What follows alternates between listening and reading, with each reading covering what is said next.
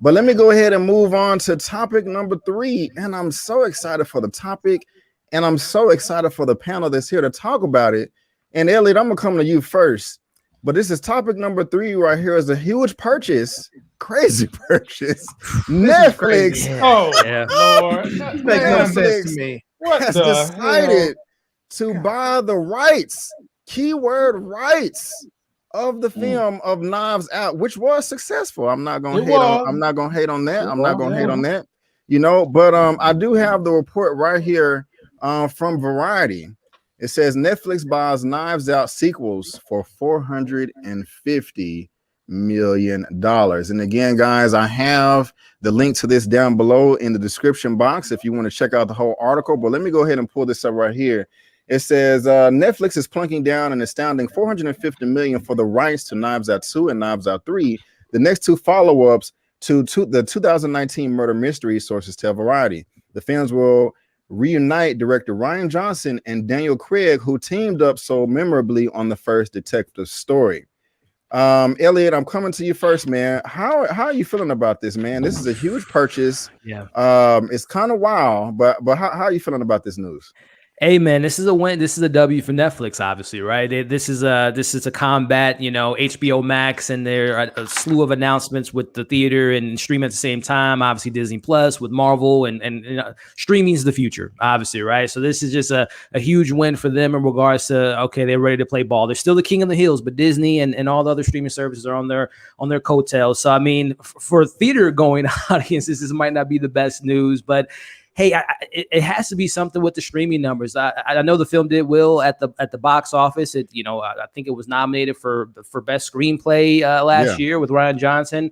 And to me, this also screams Netflix again, kind of coming at the claws of Disney, because we know Rian Johnson, his trilogy with Star Wars. This might be Disney or Netflix trying to get him in their stable, because what they're doing, they're building a stable of content creators, whether it be a Ava DuVernay, a Rian Johnson now, and a slew of other directors that have done some exclusive deals with prominent directors and actors, things of that nature. So to me, this is just yet another power boss move to make sure that Netflix acquires that #1 spot before Disney maybe overshadows them in the next couple of years. So hey, I enjoyed the film. I think this puts more eyes on the film than probably when it came out in theaters, especially post-COVID. We don't know what the landscape of the theatrical movies will look like, especially for independent films. Do I want to see Knives Out 2, or do I want to see Avengers 5? And, you know, with the safety protocols and nervousness of going back to the theater, people might get more eyes on a streaming movie more so than, you know, a small independent film like a Knives Out. So we'll see what comes of it. Daniel Craig is making his moves, kind of getting out of the Bond shadow and now looking for another franchise. So, hey, kudos to Netflix. I don't know where they get the money from, because every time I read something about Netflix, it seems like they don't have money, but apparently they do. So they got some kind of connections. I know where they get some of that money from. Real quick, what tell us. What a money reside. What a money reside. What a money reside. What a money reside. Infinite Science, another $5 super chat. Thank you so much. I really do appreciate it. Thank you. Eman, I'm coming to you next, man. How are you feeling about this big old purchase from Netflix? How are you feeling, sir? I like it. I mean, you know, like the brother said, like, hey, streaming is a thing that's going to happen.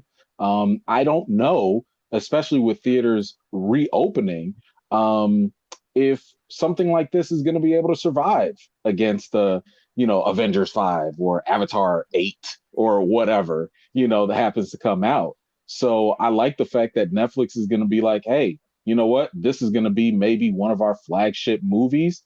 And one of the best promoters for Netflix is Netflix. They know how to market the hell out of their own things, especially when you tune in and they're like, hey, know what's #1? This. Know it's the top 10 on Netflix? These. So for Knives Out, a property that I thought was really entertaining, very original, you know, and very creative, it's probably one of the best landing spots for it, rather than running the risk of potentially dying out in theaters. So good move on Netflix. Wow. I don't know if I want to jump in or pass it on. My goodness, Larry, I'm gonna go to you first. I'm gonna go to you next. Oh, no. Netflix is smoking. Yes. I Hold on, bro. Hold on, real quick. I'm sorry. We had 100 people in the thing. If we can get 100 thumbs up, we'll really appreciate it. Larry, go ahead, man. Go ahead. Man, Netflix is straight smoking. $450 million for that? I'm saying, bro, that's nuts. No. I mean, this is what doesn't make any sense to me, right? Netflix wouldn't pay $600 million for Bond, but they'll pay $450 for this. No one is showing up and subscribing to Netflix just to watch Knives Out. Now, if the new Bond is going to be on Netflix, people will subscribe to watch Bond. They're not doing that for Knives Out. It makes no sense to me. To be perfectly honest, what they really should have done is instead of paying $450 for this movie, they should have probably have taken a couple $100 million, made a House of Cards movie that leads into a new House of Cards series with new characters, and just run it week to week. That would bring far more subscribers in than just this movie. This doesn't make any sense at all. Right on. If I'm on the board, I'm checking them at this point. I'm saying, nah, I might need to get some board members together and start having a little revolt, because I'm like, to me seems like irresponsible spending. Can we clarify something? Yeah. They're not buying the first movie. They're buying the sequels 2 and 3 of Knives Out. So that's really just $225 million per movie. I haven't terrible investment. I haven't even spoke yet, but that doesn't change my mind at all. Not even a little bit. Not even a little. I'm more with Larry, but before I come to you, Lamont, let me read the second paragraph of this. The first Knives Out was produced by Media Rights Capital. It was distributed by Lionsgate, going to earn $311 million on a $40 million budget. Johnson was nominated for an Oscar for Best Original Screenplay. MRC had a single picture deal to produce Knives Out, negotiated by CAA on behalf. Okay, y'all don't care about the rest of that. The only reason I said it is, as far as Netflix acquiring good content, this is great content. Knives Out was an incredible movie. It was just freaking fantastic. It got Oscar attention. It was one of the best films of 2019, in my opinion. And also, it made money. And so as far as them just getting good content, Knives Out is absolutely perfect. But with that, before I just go even further, Lamont, I want to come to you, man. How are you feeling about this? At first, I was like, hell no, Netflix, what are you doing? And I'm biased because I'm a shareholder of Netflix. And they take some of their gross revenues from their shares and they reinvest into the products that they're putting out. And being a shareholder, when I heard about this, my first instinct was, what the hell are you doing? Mm-hmm. This is not going to drive up the share price. This is not going to help you compete with Disney. This is not going to help you compete with the likes of even Amazon, who's scratching and clawing trying to get in the mix.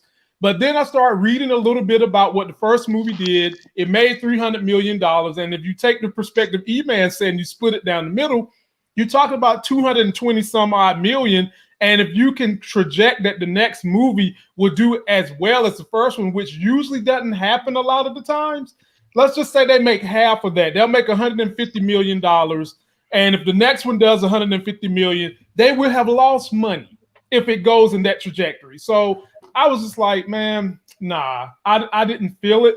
But I didn't see the movie, so I had to do a little research. This movie has a lot of fanfare. Now, we might not know it. The audience might not know it, but there is a gang of people, and not just here, but this movie had a huge British and European audience. And I don't know what Netflix is going for. That could be something for it.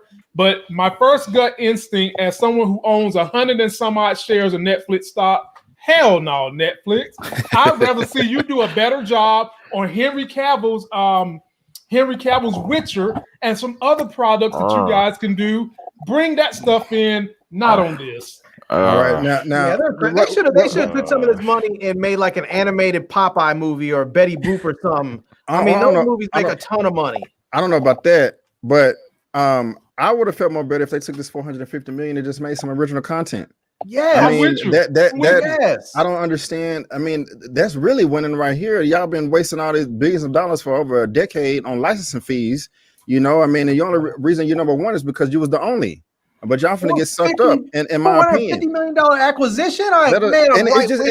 It's just for the rights of the film. Like now, if this included production and marketing, okay, that makes perfect sense. But if this is just for the rights of the only way this would make sense to me is if they haven't told us yet, and they're really going to build out a Knives Out universe. Yeah, that's what I think they're going to do. Yeah. If that's the idea, I think that's very smart. Okay, because if you've seen the first movie, you can have dang near a solo movie for every character. Right. And so if you want to make 5, 6, 7 movies out of this, cool. But if you're just going to do part 2 and part 3. Great content, but I think they just overpaid, especially with him losing billions of about $1 billion. They're always in the net losses, and it's a lot of bread. So, man, I was just subscribing for Knives Out. People I was just gonna say, but no one's subscribing for it. I mean, like they've put money into Adam Sandler. Okay, what are we saying here? They've put money into Adam Sandler movies that don't do well. I get that he has a fan base, but I'm just saying, like, they've put money into worse things. And on top of that, they've had good success. There's a reason why people know what Bird Box is. Wasn't nobody looking for Bird Box except for the fact that it was on Netflix. They know what they're doing. I'm okay with this. But see, E-Man, that leads into B. Avery's commentary. Make more original content. No. That's fine. That's fine. But what I'm saying is, like, Knives Out is original in its own sense. They're buying something that's already original. This isn't like they're buying the Fast and Furious franchise. You know, they bought something that was like, oh my gosh, like nobody saw this coming. Nobody really gave it very much, expectation. And they're like, yo, we about to take this and ride it. So does anybody here know what part 2 and 3 is even going to be about? No, I don't even care. No. I don't. But I'm just saying, like, I don't even care. I think that's fine. That's okay. It's okay if you don't care because that means there are no expectations. So when it does hit number 1 on Netflix and people are talking about it, it's winning awards, it's getting articles written about it, then other people will start to care because they're gonna have FOMO. They're gonna be like, yo, what is part 2 about? Maybe I should go watch part 1. Maybe I should subscribe to Netflix because there's a part 3 coming out. That's the whole point. And I agree with all of that. My only thing I disagree with them doing this, I just feel like they pay too much. They said everything you said is true. I just think that $450 million just for the rights. I just think that's because like I was saying, if you what if they flip it? What you mean? What if they flip it? What if they sell it off to somebody else? That may work. Then that may work. But look, you take a $40 million budget and then you want to, $450 million. That just 10 times. I don't understand how. I mean, if this was Transformers 9 or a big old tentpole film, but a $40 million budgeted film. No, there has never been a movie ever that's cost $450 million ever.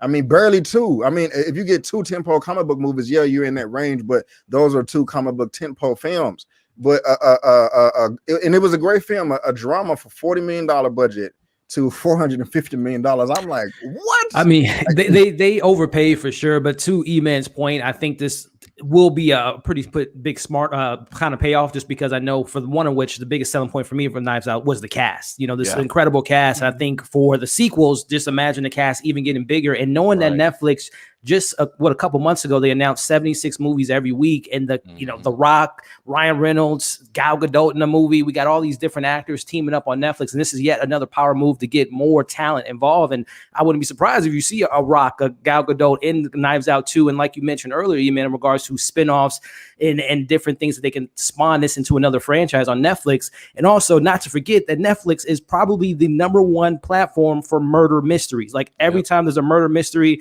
the husband killing a wife or who done it, they always are #1. They're the talk of the town for not only that weekend, but for that particular month. So imagine a murder mystery movie with an incredible cast. I mean, we made fun of Adam Sandler, but Herbie Halloween was #1 for a couple weeks, and all the ridiculous sticks was #1. So imagine. It was silly and funny, but imagine you get again a Gal Gadot, you get a Ryan Reynolds, you get a crazy cast, Daniel Kaluuya. We talked about British actors earlier. You get Denzel Washington in the film, and trust me, Netflix has made that kind of portfolio that they are now big time actors and directors want to play with Netflix because essentially they're just throwing away money, with this $400 million acquisition. So I think it's going to pay off at the end of the day. And if they can do more than 2, then as a shareholder who was upset at the news, I can go with that. If this is not going to just be a 2-part thing, then I feel like you smartly spent the money. Right. Give me 4 movies. Let me also throw this out there because we don't know when exactly these are going to release.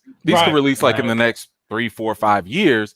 And by that time, and this is probably to Larry's point, for all we know, maybe Netflix owns a theater by that point. Maybe Netflix is taking this, not putting it on streaming, or maybe they do both.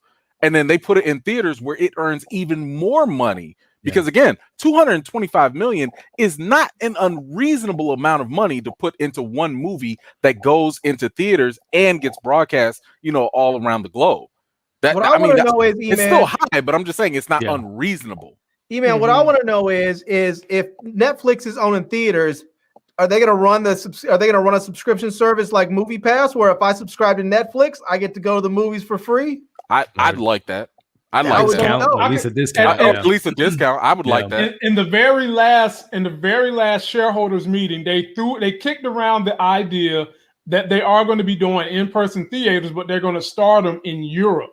That's why I mentioned that they're doing this because this film was very popular across seas. But they did mention in the shareholders meeting that the idea is being teased to start opening up theaters, but they're going to start in Europe first.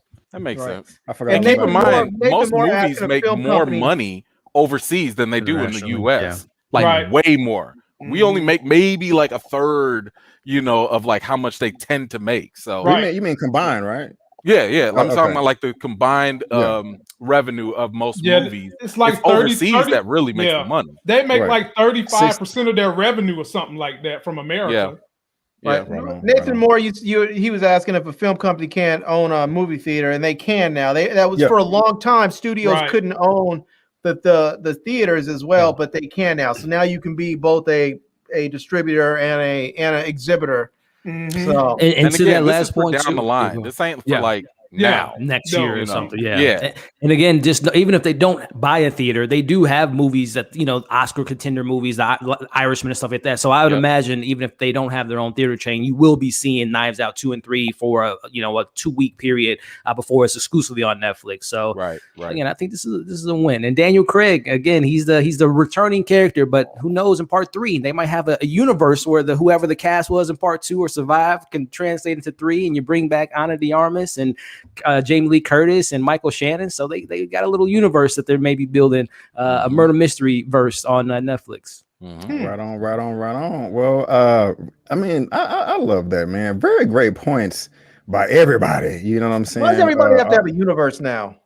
Because it makes money. It makes money. It makes the universe go. Everybody wants the billions of dollars. You know what I'm saying? So we are all in agreement there. So